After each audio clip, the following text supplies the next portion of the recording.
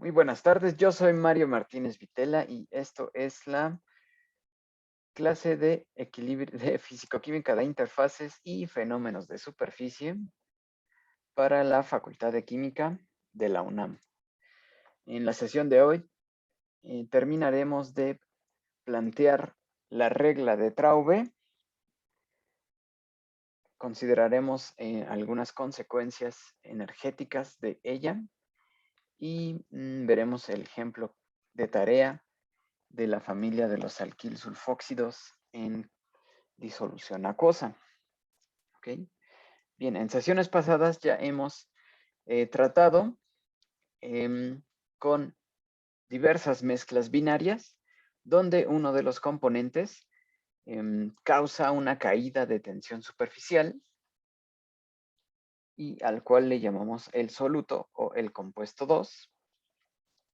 Y a partir de esa caída de tensión superficial, y con fundamentos termodinámicos, la ecuación fundamental de la termodinámica aplicada a la interfase, encontramos a la ecuación de adsorción de Gibbs, la cual cuantifica el arribo de moléculas de soluto a la interfase y que nos permite encontrar parámetros propios de la superficie.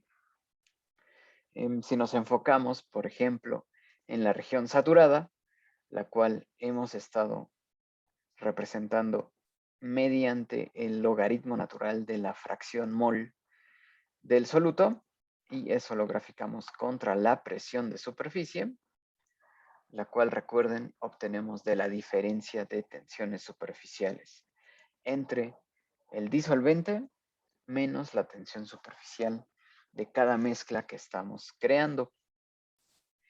Así, en esta representación, los datos que están cerca de la región saturada, cuando la superficie está enriqueciéndose cada vez más de etanol, en este caso, en una superficie de acetonitrilo, la pendiente de estos datos experimentales va aumentando conforme nos acercamos a la región saturada. Comienza en una región diluida de esta parte izquierda. Esa pendiente es baja, después va aumentando y en este régimen cerca de la saturación encontramos que esa pendiente es la pendiente máxima de nuestros datos experimentales en esta representación logarítmica y por ello, considerando a la ecuación de absorción de Gibbs, decimos que este parámetro corresponde a la concentración máxima, a la concentración de saturación del soluto, veces RT, igual a 4.32 ergios en este caso. ¿Ok? De aquí podemos despejar la concentración de saturación. El inverso de ella la definimos como el área de saturación. Estos son en cada molécula ocupa un área en la superficie, la cual llega a un mínimo cuando la superficie se acerca a la saturación. ¿Okay? Y después definimos también al coeficiente de reparto, este beta, el cual nos indica la tendencia del soluto a ir a la superficie. Y en el caso acuoso, si el disolvente es agua, este beta representa o cuantifica el efecto hidrofóbico. ¿Okay? Bien.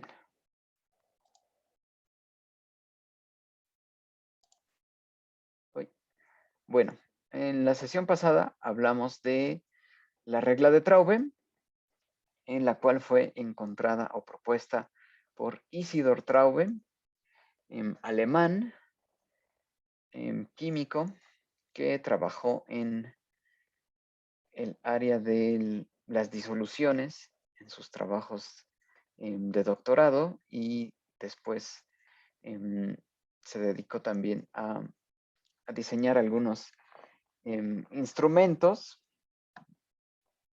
de diversa índole. Bien, Isidor Traube empezó a trabajar en el laboratorio de Ostwald, de este investigador alemán también, Ostwald, cerca de 1880, 1890, y se dedicó a estudiar valores de tensiones superficiales para disoluciones de no electrolitos, ¿ok? En esa época ya se conocía que los electrolitos en disolución causan que la tensión superficial del agua aumente, ¿ok? Como en este caso vemos en esta representación gráfica de concentración y tensión superficial, vemos que la tensión superficial en una disolución de electrolito aumenta. Eso ya se conocía cuando Isidor Traube comienza a trabajar con disoluciones. Así que él dice, bueno, vamos ahora a tratar con otro tipo de sustancias y comenzó a trabajar con alcoholes, ésteres, ácidos carboxílicos, familias de glicoles, etc. Y encontró este descenso en la tensión superficial del agua. Y no solo eso, sino que encontró cierta tendencia en las familias homólogas. De hecho, Isidor Traube fue un pionero en cuanto a estudiar propiedades químicas basado en familias homólogas. No era común hacer experimentos concentrándose en el hecho de que fueran familias homólogas. Así que Traube fue de los primeros que dijo, o sistematizó el estudio de propiedades químicas utilizando o sistematizando mediante familias homólogas, ¿ok? Como ácidos carboxílicos, aminas, alcoholes, hidrocarburos, ¿ok? Donde solo estamos variando la longitud de la cadena hidrocarbonada, ¿ok? Traube encontró que dependiendo de la cadena hidrocarbonada, cambiaba o disminuía más la tensión superficial, ¿ok? Y también observó, por ejemplo, en metanol a etanol hay un mayor descenso en tensión superficial. A isopropanol también hay un descenso, pero observó también que entre isopropanol y N-propanol no hay una diferencia tan significativa como lo hay cuando cambiamos a isobutanol, ¿no? De 4 carbones, o incluso al alcohol isoamílico, que tiene 5 carbones en su molécula. Bien, así que Traube también fue el primero que concibió que este concepto de efecto hidrofóbico, ¿no? O sea, en sus observaciones dilucidó que entre mayor sea el carácter hidrocarbonado de las moléculas, mayor es la tendencia de esa molécula de abandonar el seno del líquido y querer ir a la superficie, lo que él define como este efecto hidrofóbico. Bien. Ahora, la regla de Traube que él sistematiza, que vimos la clase pasada, estuvo olvidada cierto tiempo, más o menos unos 30 años, nadie quiso ahondar o nadie lo tomó en cuenta. Y bueno, algunos dicen, o incluso Traube opinaba así en su autobiografía, el hecho de que él era judío, trabajando en Alemania, entre 1860 hasta 1909, que fue su trabajo académico, tal vez fue víctima de discriminación por sus pares alemanes y no permitieron que sus ideas fueran tan conocidas, ¿no? De hecho, después Traube tiene que abandonar Alemania en 1934, cuando empieza a crecer el poder del Partido Nacional Socialista. Tiene que abandonar Alemania y termina su vida en Edimburgo, ¿no? Bien, los trabajos de Isidor Traube después fueron retomados por su propia hija, Sonia Traube, quien en su tesis doctoral, para convertirse en doctora en química, retoma estas observaciones, pero las aplica no solo aquí como su padre en la interfase vapor-disolución, sino que las propone en una interfase líquido-líquido, donde una fase es acuosa y la otra fase es altamente hidrocarbonada, como es en el caso de los aceites. Así, Sonia propone en su tesis doctoral que la regla de Traube se cumple también en el caso del contacto líquido-líquido.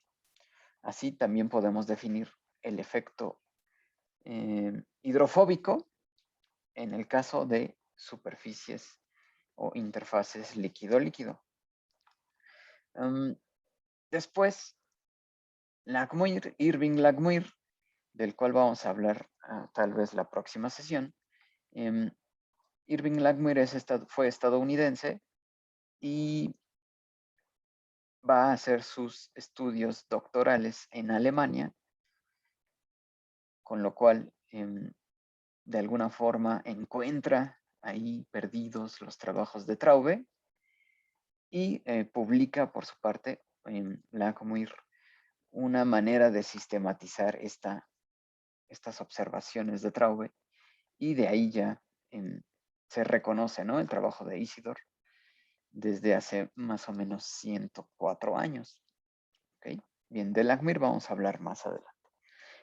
Traube también no solo vivía de dar clases, así que bueno, tuvo que patentar algunos artefactos de las cuales recibía regalías, y también perfeccionó un método de determinación de tensión superficial.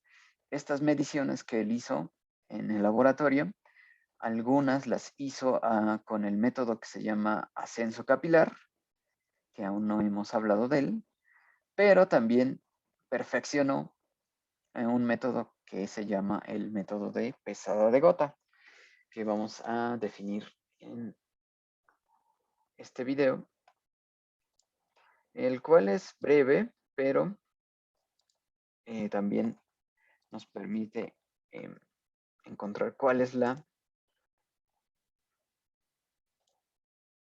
esencia de este método. Así que voy a adelantar hacia un poco.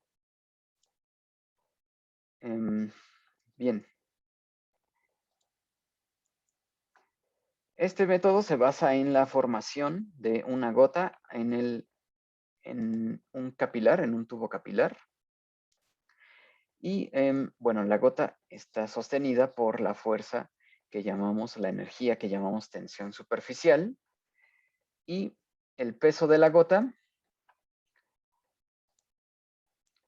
se contraviene o está en balance con el trabajo de superficie. ¿Ok? Así que aquí tenemos un capilar en el centro, el cual forma una gota, y se forma en esta parte final el volumen total de esta gota, la cual tiene un peso, masa de la gota por la aceleración de la gravedad, y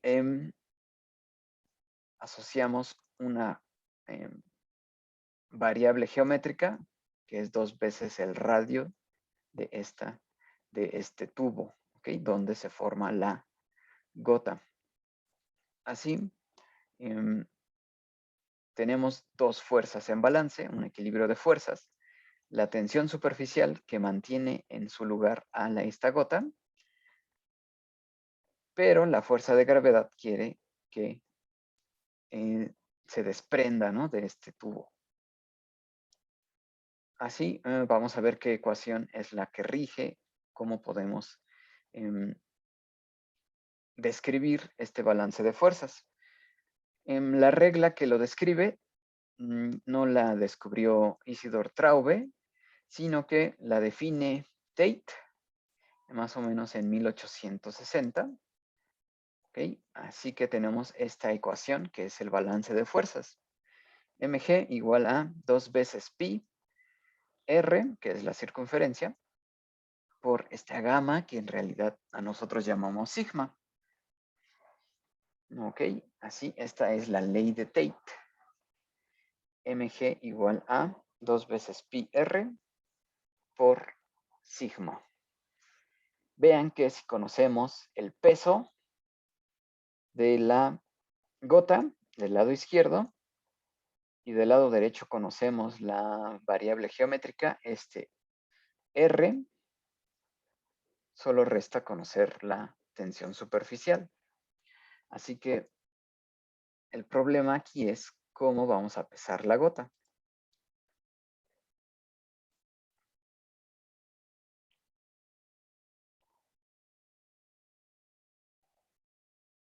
Bien,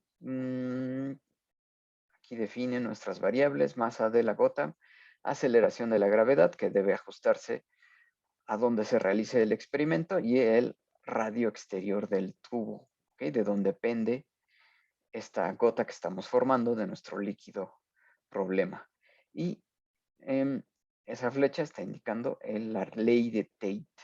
Bien, ahora, como les decía, para determinar el peso de la gota, vamos a usar un equipo que se llama estalagmómetro, ¿okay?, que se ve aquí del lado izquierdo. Es un equipo de vidrio que se llama estalagmómetro.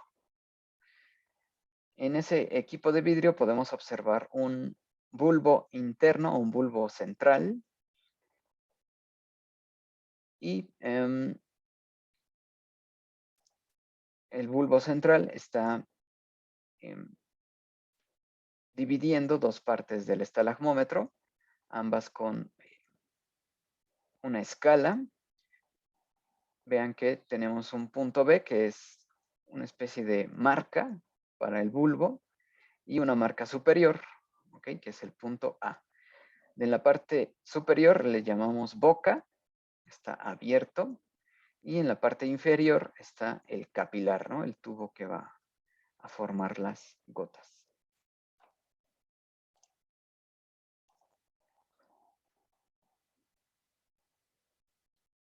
Bien, después es manera de cómo vamos a montar la muestra de nuestro líquido problema.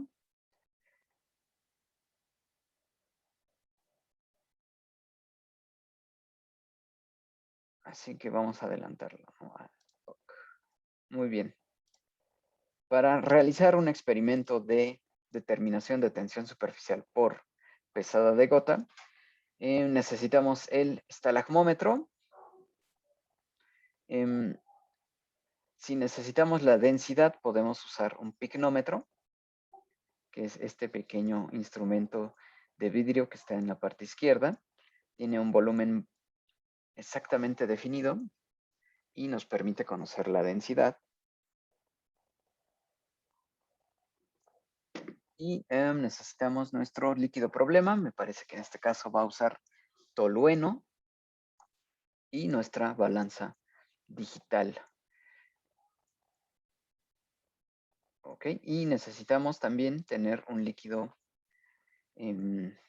testigo, como en este caso es el agua, y nuestra muestra de líquido problema, el cual en este caso va a ser tolueno. Bien, así que lo primero es montar la muestra.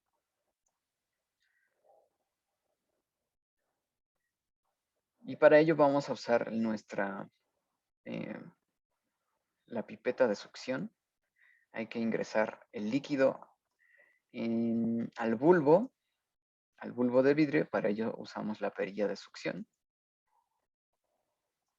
o una jeringa, ¿no? Si no tenemos una perilla de succión, con ello asciende el líquido hacia el bulbo. Vean cómo ya anda por aquí el líquido. ¿Ok? Y después, una vez montada la muestra, vean que nuestro punto A y B nos determina que debe estar por encima de la marca, ¿no? Que es el punto A de nuestro estalagmómetro. Y después lo llevamos a nuestro soporte. ¿Ok? Una vez que instalamos el estalagmómetro en el soporte, va a empezar a dejar caer el líquido y lo debemos recibir en el recipiente, ¿no? En nuestro vaso de precipitados. ¿Okay? Eso es lo que hace, ¿no? Eso es lo que hace el estalagmómetro.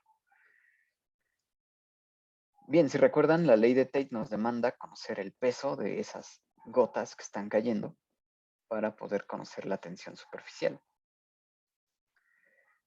Así, hay varias maneras, pero vamos a ver. De la ecuación de Tate, para el líquido 1, que deberemos conocer la tensión superficial, masa del líquido 1 por la gravedad es igual a 2 veces pi por R por la tensión superficial de este líquido 1, que conocemos. Y para el líquido 2 es la misma ecuación, solamente ajustando que es la masa del líquido 2 y la tensión del líquido 2. Vean que tenemos términos que si los igualamos y arreglamos esta ecuación, se va el 2πr y g, y nos queda esta relación que sigma 1 entre sigma 2 es igual a la masa 1 entre masa 2, ¿no? Donde tenemos las tensiones superficiales de los líquidos 1 y 2 y la masa, en este caso, determina que va a medir 20 gotas de cada uno de los líquidos. ¿Ok? Aquí pueden ser un poco flexibles en el método, pero el concepto es tener la masa del mismo número de gotas de ambos líquidos. ¿Ok? Así, si conocemos la tensión superficial del líquido 1 y mediante la balanza analítica vamos a conocer las masas de tanto líquido 1 como de líquido problema 2, la única incógnita va a ser la tensión del líquido 2. ¿Ok? Así que lo que vamos a ver ahora es cómo van cayendo las gotas y tenemos que pesarlas en la balanza. ¿Ok? Ok, una vez que dejamos caer mediante el estalagmómetro, bueno, conocemos el peso del vaso de precipitados sin nada, sin volumen, y después dejamos caer el número de gotas, ¿no? O sea, aquí ya el soporte universal ya no lo quiso usar. Bueno, ustedes sí lo usen, ¿no? Entonces tomamos las 20 gotas de nuestro líquido referencia, nuestro líquido testigo, que es agua, la cual debimos conocer por otro método o por listas o por tablas nuestro valor de tensión superficial. Y ahora vemos que en la balanza analítica ya conocemos cuánto pesan 20 gotas de nuestro líquido 1, ¿ok? Vamos a ver qué puso en nuestra tabla. Vean, peso de nuestro vaso de precipitados vacío, ahora con 20 gotas de líquido. Nuestro, aquí le llama masa 2 al agua, ¿ok? 72.8, ¿ok? Este dato ya lo deberían haber tenido ustedes, ¿no? A la temperatura del experimento. Ahora no, solo falta hacer lo mismo, pero con nuestro líquido problema, que es el tolueno.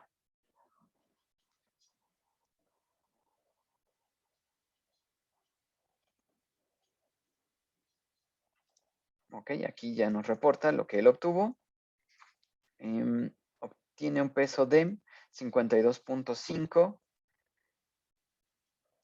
gramos para las 20 gotas y el vaso de precipitados, con lo que nos dice que esta masa de esas 20 gotas del líquido problema es de 1.6 gramos. Y sustituyendo en nuestra ecuación de trabajo, vemos que obtiene una tensión superficial de 28, ¿no? Nada más voy a buscar la tensión superficial y así es, 28.4 dinos por centímetro. Aquí obtiene 28.6. Así que, pues ya puede obtener esta serie de valores de tensión superficial.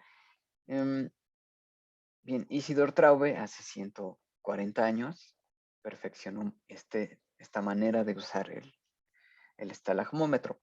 Se puede sofisticar con factores de corrección, así como se hizo con el método del anillo. Se hizo ahí correcciones para considerar el líquido que se queda adherido al anillo. En este caso, para el estalagmómetro, se pueden hacer factores de corrección también para mejorar esta obtención, ¿no? Pero básicamente es lo que necesitamos, conocer la tensión superficial de un líquido testigo, ver cuánto pesan 20 gotas de ese líquido y repetir el experimento, con lo que la única incógnita es la tensión superficial del líquido problema. ¿Ok? Ese es el método de pesado de gota. Hay equipos más avanzados que no usan estalagmómetro, sino que directamente pesan mediante algún arreglo experimental, pesan directamente las gotas, ¿no? Ok, así que bueno, ya conocemos otra manera de determinar tensión superficial. Ok, bueno, entonces vamos a continuar con la regla de Traube.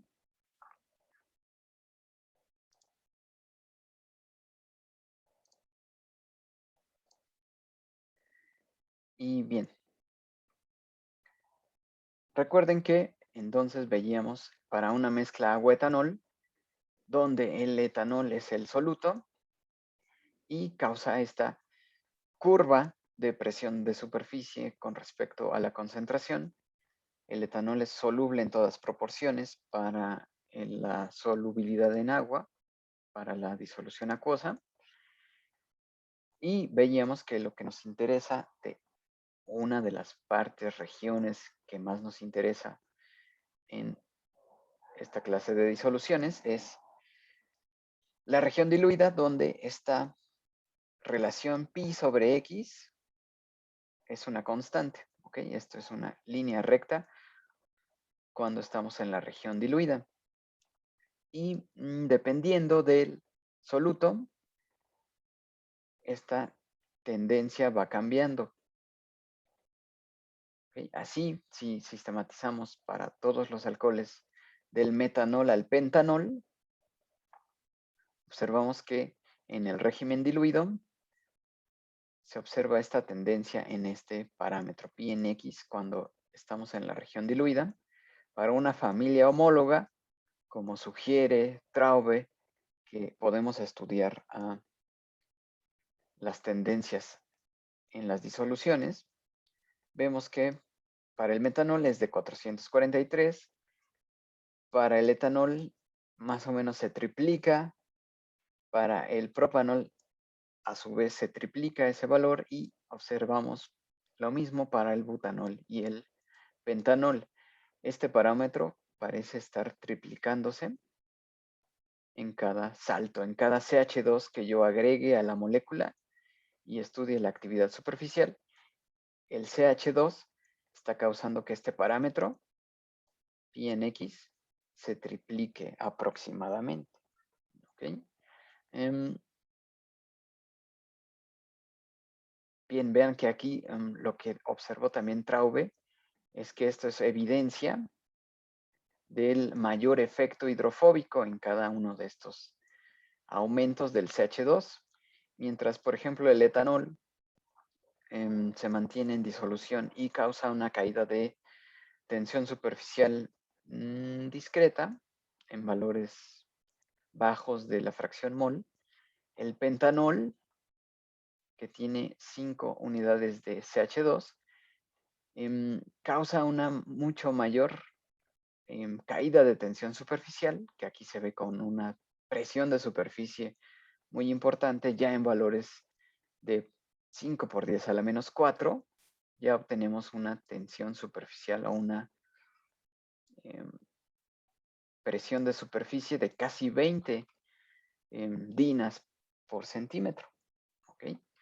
Así que si necesitamos llegar a 20 dinas en una disolución para alguna aplicación específica, podríamos recurrir al pentanol, que con solamente 5 por 10 a la menos 4 en fracción mol llega a ese valor. ¿Ok? Bien, así nos quedamos con que... Profe, los Sí, valores que tengo ahí son de tensión superficial, ¿verdad? ¿O es presión superficial? esta es presión de superficie. Sí, pero el valor que... mm, ajá, esos valores son... ¿Esto? ajá. Este es el valor de la pendiente. Es decir, voy a regresarme.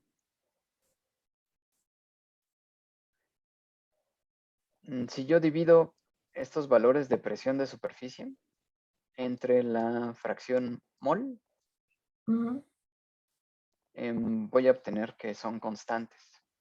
O sea, pi en X, por ejemplo, 4 entre, o 6 entre 5 por 10 a la menos 3. Para el etanol es aproximadamente 4.300. ujú. Y es lo que estamos graficando acá. Ok, entonces son constantes.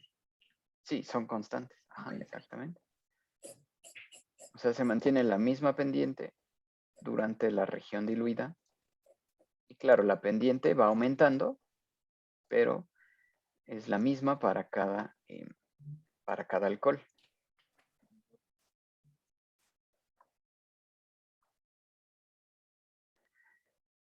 Bien, ahora, esta tendencia la observó Traube, después otro investigador llamado Siskovsky también la observa, pero bueno, les digo, los trabajos de Traube no eran muy conocidos, así que Siskovsky dicen, miren lo que encontré. Y Langmuir, que sí conocía los trabajos de Traube, sistematiza después esto, ¿no? Le da otro significado.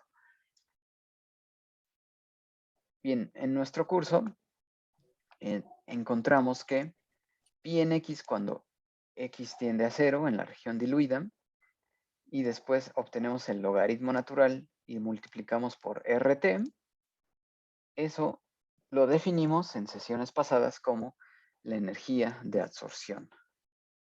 ¿Ok? Es la energía para trasladar un mol de soluto desde el seno del líquido hasta la superficie. ¿Ok? Y el signo negativo nos indica que es un proceso espontáneo. ¿Ok? Ahora, si yo grafico esas pendientes y multiplico por RT y aplico el logaritmo, es decir, de las pendientes que veíamos en la gráfica anterior, que se obtienen de los datos experimentales, aplicamos logaritmo y después multiplicamos por RT,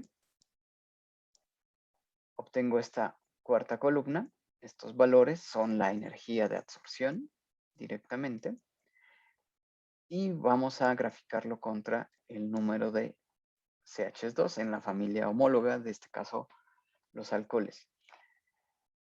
Cuando graficamos el número de CH2 con respecto a la energía de absorción, vemos que es una línea recta con una pendiente constante, la cual en este caso es 2690. ¿Okay? Los experimentos me dicen que es 2690 joules por mol. ¿Okay? Ahora, la observación de Traube fue que este pi en X aumentaba aproximadamente en un factor de 3 en cada salto. ¿Okay? Cada vez que aumento el CH2, este parámetro aumenta casi 3 veces. Así que si yo quiero saber en cuánto equivale a energía ese aumento de 3 veces, puedo sustituir RT logaritmo natural de 3 y me da que es 2600 joules por mol. Es decir, que este cambio en cada CH2 está cambiando en un factor de RT logaritmo natural de 3. ¿Okay? Cada vez que cambio el CH2, la energía de absorción aumenta en 2600 joules aproximadamente. Y esto es la regla de Traube. Cuando una familia homóloga presenta este comportamiento, esta línea recta, decimos que está cumpliendo con la regla de Traube. ¿De acuerdo?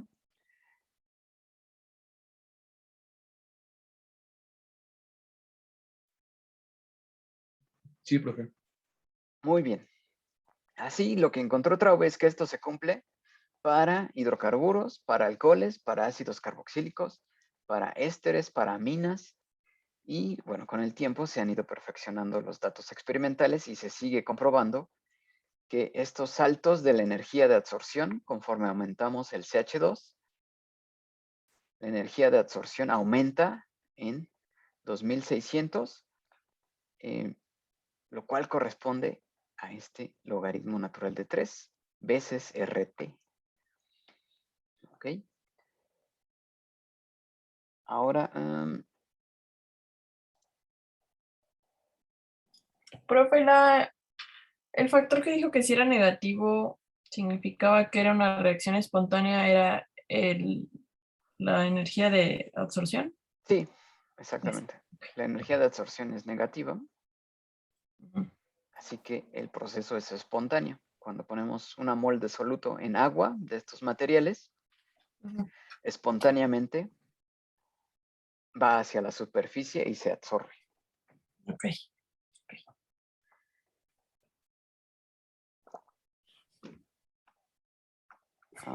Bien. ¿Qué más traemos hoy? Ok.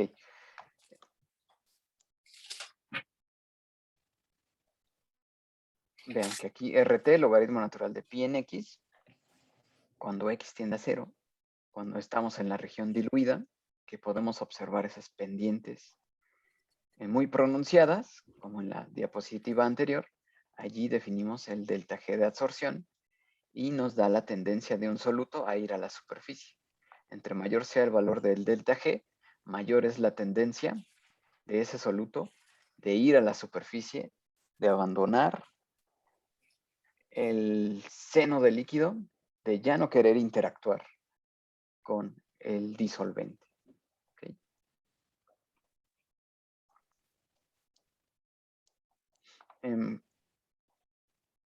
Bien, esto se cumple hasta que el soluto deja de ser soluble en el disolvente. ¿Ok?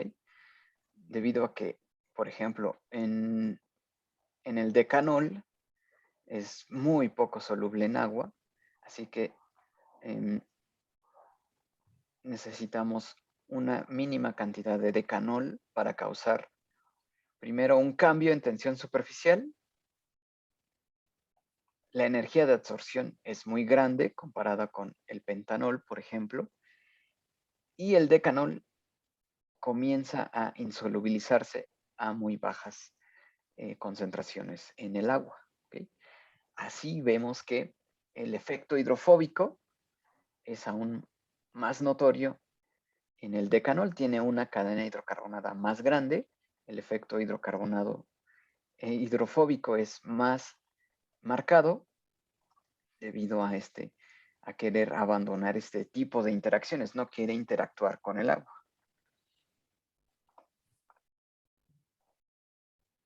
Muy bien. ¿Dudas de la regla de Traube? Profe, entonces cuando nos referimos a una energía de absorción grande, nos referimos a solo su, no sé qué, ay, se me fue la palabra, pero, o sea, sin tomar en cuenta el signo Ah, ok. o tomando en cuenta el signo, o sea, tiene que ser un valor grande, o sea, Sí, en por valor ejemplo. absoluto, o sea, el valor absoluto en el Ujú, que estamos viendo aquí la columna 4, ujú, vemos que está aumentando, ¿no? Sabemos que ujú, todos son negativos porque es un ok, proceso espontáneo claro. y observamos que la pendiente o pi con respecto a x va aumentando, ¿no? Eso nos dice que la absorción es un proceso espontáneo en este sistema. Ok. Entonces, la magnitud de la energía de absorción de Gibbs nos indica la tendencia del soluto de ir a la superficie, de la tendencia de no tener interacciones con el disolvente. Y en el caso de las disoluciones acuosas, pues nos habla del efecto hidrofóbico. ¿Ok? Ok. Ujú, Bien, en otro tipo de disolventes que no sean el agua, habrá solutos que tampoco quieran interactuar, ¿no? En el disolvente. En ese caso, le llamamos efecto liofóbico. ¿Ok? Lio significa disolvente o medio. ¿Ok? Así que podemos tener solutos que sean liofóbicos, es decir, los solutos que presentan un efecto liofóbico no quieren interactuar con el disolvente, y en particular en las disoluciones de agua, este efecto es el efecto hidrofóbico. ok. Muy bien. Ok, vean que en cuanto empecemos a hablar de tensoactivos, estos deltas G van a empezar a aumentar. ¿Okay? El efecto hidrofóbico va a empezar a aumentar significativamente. Los valores de beta van a empezar a aumentar también. Ok, así que bueno.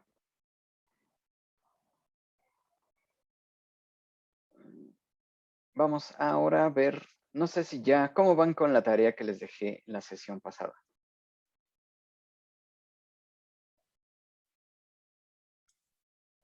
Todavía no le empiezo. Todavía no lo empiezo. Ok, no es comprensible. Pero bueno, vamos a ver un adelanto para que no, Ok, cuando lo empiecen a hacer, no se pierdan. va, va, va. Ok, aquí tenemos los datos. Esto es lo que deben obtener. Ujú. En cuanto a estos 4 sulfóxidos, ok, tenemos al Ah, dimetil sulfóxido, dietil, dipropil y el diisopropil. Bien, vean que la tendencia es, el proceso espontáneo es ocupar la superficie, como vemos en este aumento de presión superficial. Vean que de este lado el dimetil sulfóxido llega a 1. El dietil, no puse el dietil puro porque no estoy seguro que sea totalmente soluble en agua. Por eso no lo puse aquí. Y tampoco los propilos, ¿no? No sé si son totalmente solubles. ujú. Ok, eso lo pueden investigar ustedes para determinar si ponemos aquí el 1 o no. Después vean que la tendencia de esta familia homóloga es parecida a lo que esperaríamos en cuanto a comportamiento cambiando el grupo CH2. Es decir, el metil presenta una presión de superficie menor que lo que presenta el dietilo.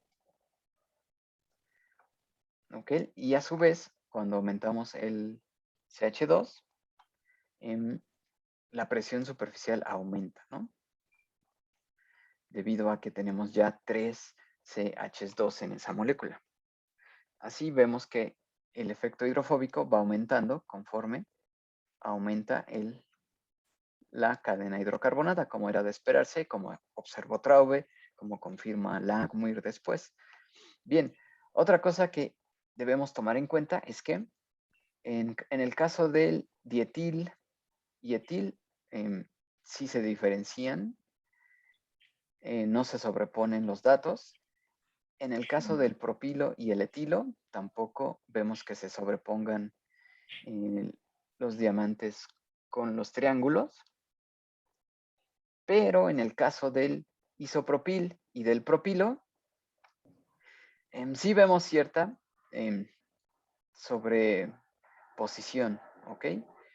El diisopropilo y el propilo parece que están ocupando, claro, aquí nos faltan un poco más de datos experimentales, pero si los tuviéramos, seguramente estarían aquí sobrepuestos, ¿ok?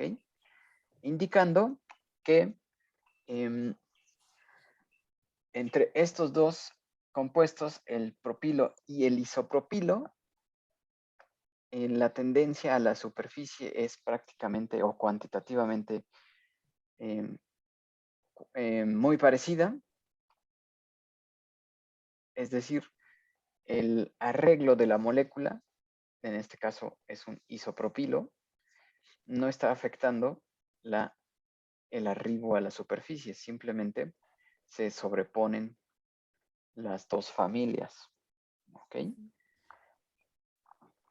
Bien, esta es la representación que tenemos con todos los datos experimentales en todo el intervalo de concentraciones.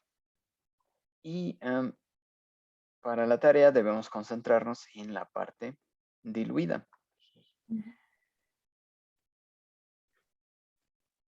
Así, aquí tenemos un acercamiento a la parte diluida entre 0 y 0.2 en fracción mol de los solutos.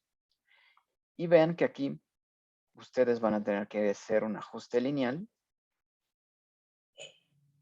para conocer las pendientes pi en x cuando x está en el régimen diluido. ¿Ok? Es lo que tienen que reportar en su tarea. Vean que tenemos pocos datos en la región diluida, lo cual tal vez dificulte la obtención de estas pendientes, ¿ok?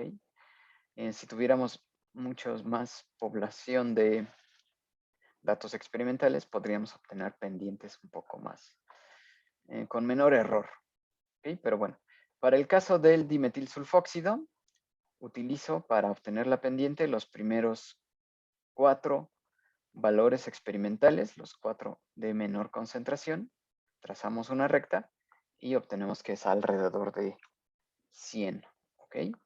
Vean que el quinto dato ya muestra que está fuera de la tendencia lineal. Definitivamente ya no podríamos considerar a ese quinto dato como dentro de la zona diluida, ¿ok? Ya no cumple con esta pendiente. Vean que en el segundo miembro, dietil, podemos trazar solamente usar dos datos experimentales y con el 0 trazar una recta que es más o menos de 470. Y vean que este dato ya no cumple con pertenecer al régimen diluido. ¿Ok? Así que nos seguimos con los propilos y vean que aquí confirmamos lo que veíamos en la gráfica anterior, que se están sobreponiendo los datos, que las tendencias entre estos dos compuestos parece ser la misma y lo confirmamos con las pendientes en la región diluida para pi en x. Están en un intervalo muy parecido, 1320 y 1350. Así que podemos decir que esta pendiente es básicamente la misma para el isopropilo y para el propilo. Se cumple la regla de Traube, más o menos, es 100 a 400 es casi 4 veces, y de 470 a 1300, pues es casi 3 veces.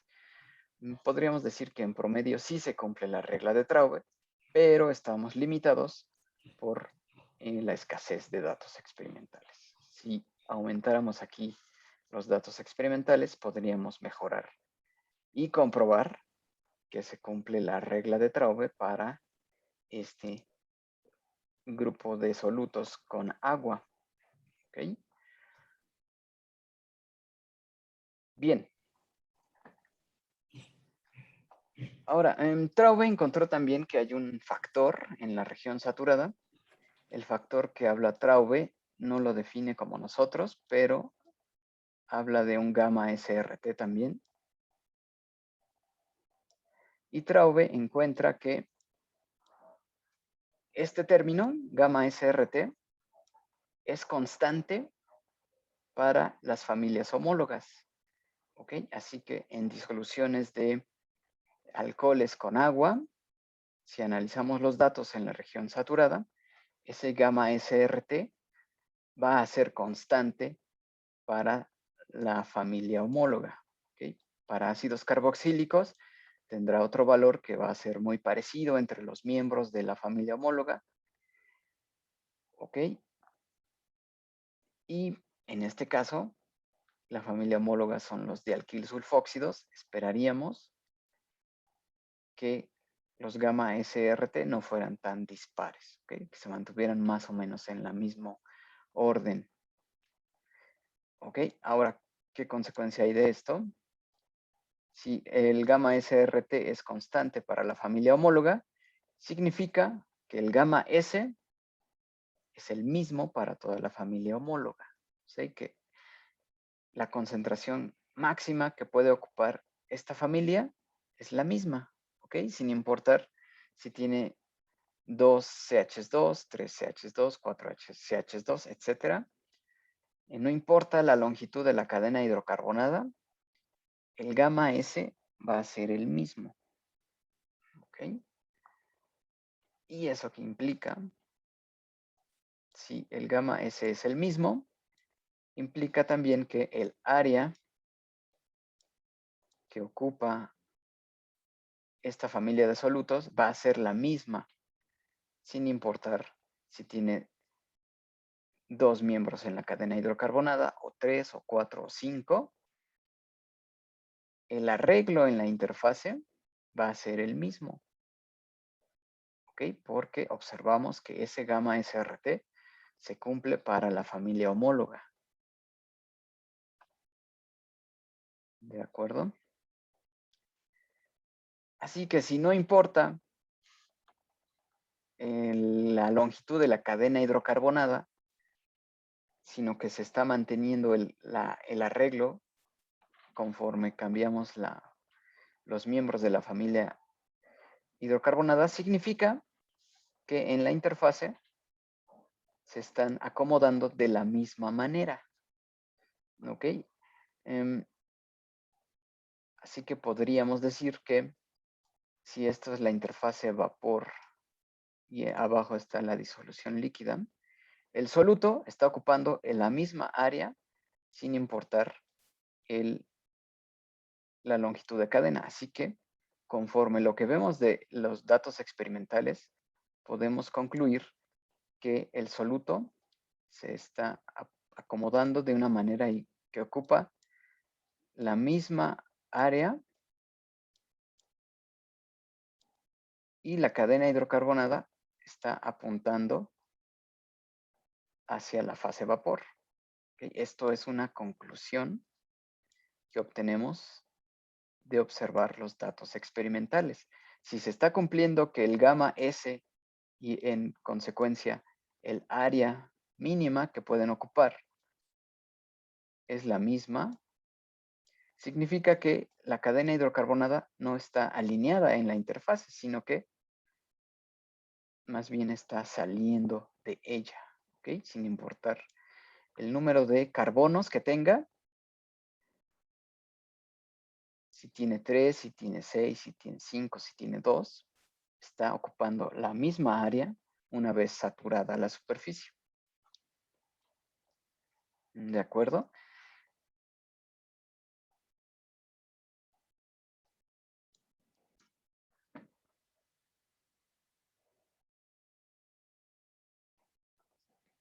Ahora, Profe, sí, entendí muy bien por qué gamma S era igual para todas. ¿Me podría repetir esa parte, por favor?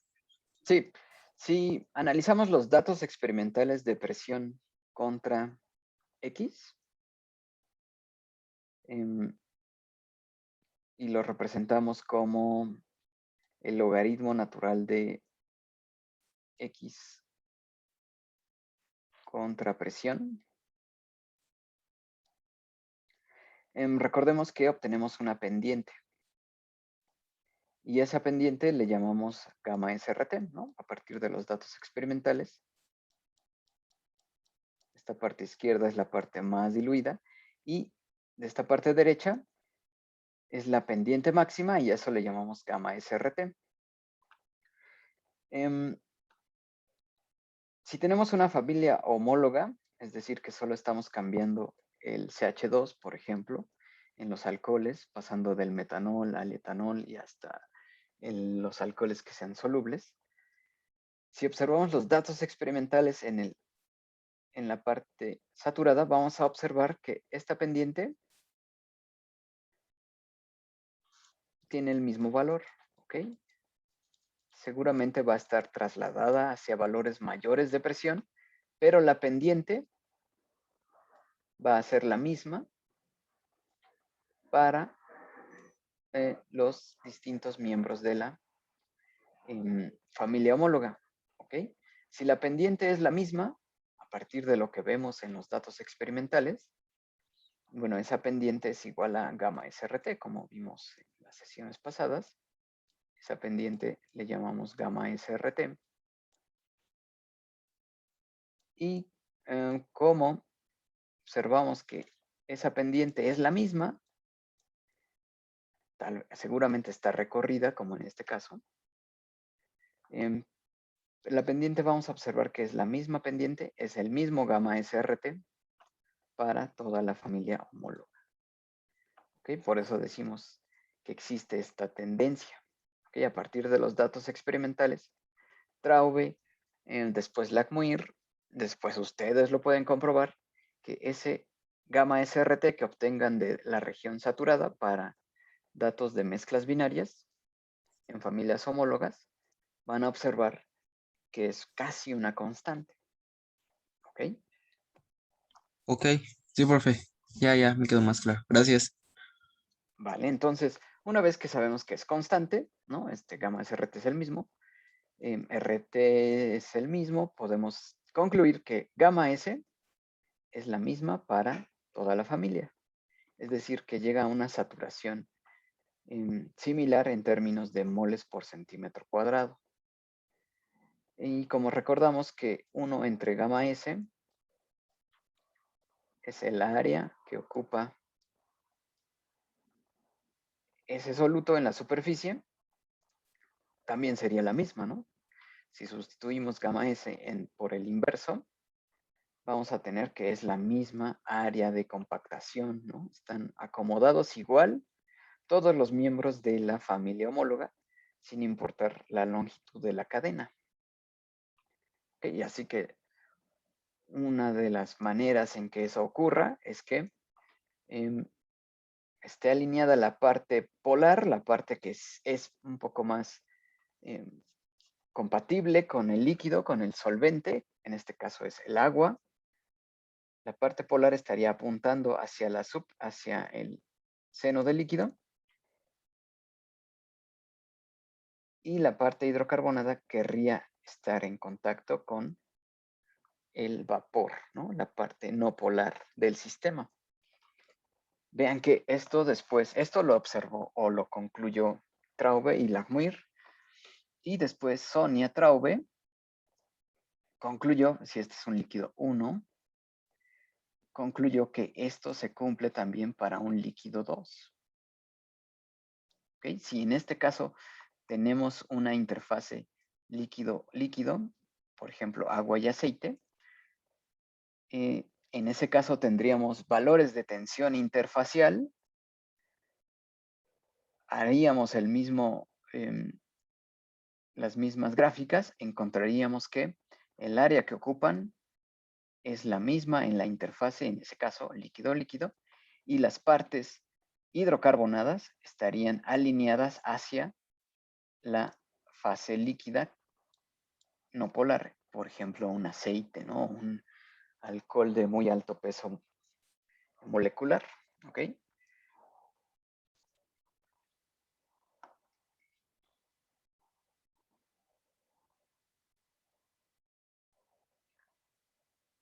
Bien, después, con técnicas experimentales, esto se ha ido comprobando, como las técnicas que platicábamos de espectroscopía de neutrones de bajo ángulo o con la microscopía de ángulo de Brewster. Estas conclusiones no están alejadas de lo que en realidad sucede. ¿Okay? Y vean que solo hemos usado datos de tensión superficial y ya conocemos incluso cómo es un acomodo en la superficie. ¿Okay? Después, Langmuir encuentra que esto se cumple para moléculas muy grandes o más grasosas, como ésteres, los cuales tienen cadenas hidrocarbonadas más grandes, son elementos que él llama grasosos o materiales grasos, y se cumple este acomodo, ¿no? Las partes polares quieren permanecer en el líquido, pero las partes hidrocarbonadas favorecen su acomodo hacia la región no polar, como es el aire o como puede ser un líquido 2. Bien, ahora gamma SRT, Traube no le llama así, pero dice hay una tendencia ahí que causa que esto se acomode de esta manera. Y también no le llama beta, pero Traube también define una constante que relaciona con el efecto hidrofóbico. Y la conclusión que llega y confirmamos es que conforme aumenta el número de CH2, el efecto hidrofóbico en la familia homóloga sí está cambiando. ¿Okay? Es decir, las moléculas pequeñas tienen una tendencia moderada de ir a la interfase, pero las moléculas grandes, con mayores interacciones no polares, en este caso para el agua, tienen una tendencia muy marcada de ir a la interfase. Eso lo vemos en los datos experimentales con valores cada vez más grandes de beta, ¿okay? Del efecto del coeficiente de reparto. ¿De acuerdo?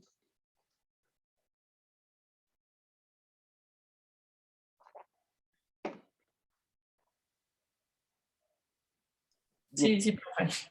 Va que va. Entonces, para el lunes, espero su tarea de los dialquilsulfóxidos. La vamos a comentar aquí para ver qué nos dan. Vean que pues sí tenemos que estos datos deberían ser más poblados aquí, pero bueno, no siempre los datos experimentales son lo que uno quiere. Y la próxima sesión vamos a empezar con el modelo de Langmuir para empezar a describir esta que vean ya parece ser una monocapa. ¿Okay? Y necesitamos ya de mejores representaciones para la presión de superficie, lo cual podemos encontrar con el modelo de Langmuir. ¿Ok? Así que bueno, En unos momentos les respondo de recibido de sus proyectos y nos veríamos el próximo